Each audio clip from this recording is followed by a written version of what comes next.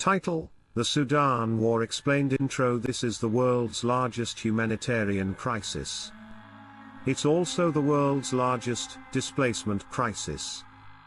In Sudan, a brutal power struggle between two generals has ripped an entire nation apart, creating one of the worst hunger crises in recent history.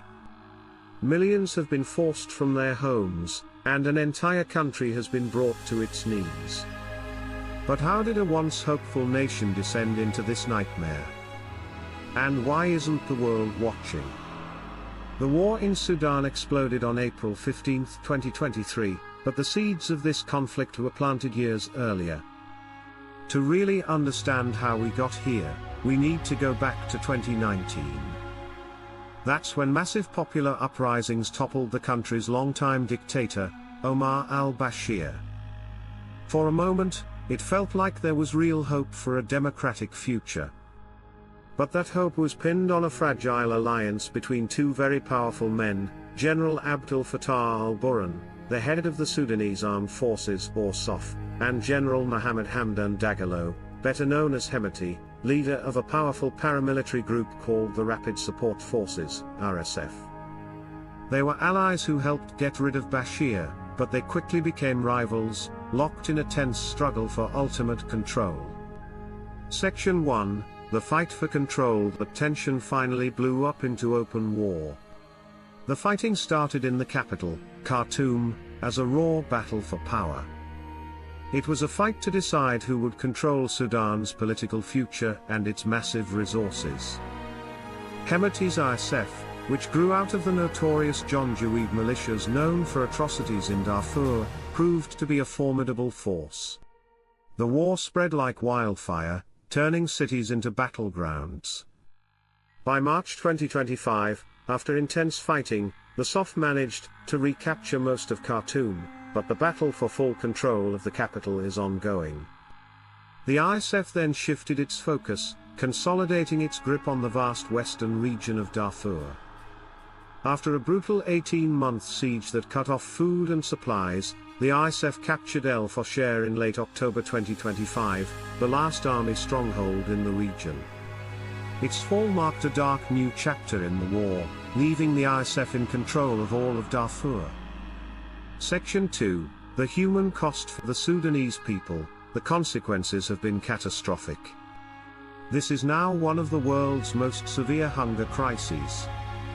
The Integrated Food Security Phase Classification, a global body that monitors hunger, has officially confirmed that famine conditions are present in besieged areas like El Fasher and Kdugli, where people have endured months without aid. Over 21 million people are facing extreme food insecurity. In some parts of Darfur, acute malnutrition rates in children have soared, with several areas reporting rates near or above the 30% famine threshold. The war has created the largest displacement crisis on the globe, forcing nearly 12 million people from their homes. The nation's healthcare system has all but collapsed, with reports indicating 70 to 80% of hospitals in conflict areas are out of service, either damaged, occupied, or completely out of supplies. Outbreaks of cholera, measles, and malaria are rampant, adding to the death toll. Across the country, civilians face horrific human rights abuses. There are widespread, credible reports of mass killings, targeted ethnic violence, and the systematic use of sexual violence as a weapon of war, particularly by RSF forces. Following the fall of El Fasher, UN experts and prosecutors at the International Criminal Court began collecting evidence of appalling atrocities, including executions and the killing of civilians in hospitals. Section 3, A Global Proxy War. But this isn't just a local power struggle. The fighting is being fueled and prolonged by a web of foreign powers that have turned Sudan into a proxy battleground, each chasing its own strategic and economic interests. The Rapid Support Forces are heavily backed by the United Arab Emirates, which has supplied advanced weaponry like drones and guided bombs, giving the RSF a critical military edge. Meanwhile, Russia, through its Wagner Group, has worked to secure access to Sudan's gold and a naval base on the Red Sea, and has been accused of supporting factions on both sides to expand its influence. On the other side, the Sudanese armed forces receive support from Egypt and Turkey, who are motivated by their own regional security concerns, including stability along the Nile.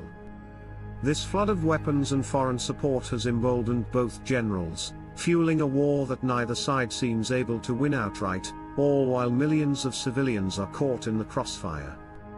CTA: the situation in Sudan is a catastrophic failure of the international community. While the world's attention has often been elsewhere, the people of Sudan are being subjected to war crimes, ethnic cleansing, and famine. Looking away won't make it disappear. The first step is awareness. The suffering in Sudan must not be allowed to continue in the shadows. Conclusion: share this information to ensure this forgotten war is not ignored. Support humanitarian organizations on the ground that are providing life-saving aid. A brutal power struggle between two men, amplified by foreign interests, has unleashed a nightmare of violence and starvation on a nation of over 45 million. Today, more than 30 million of them are in desperate need of assistance.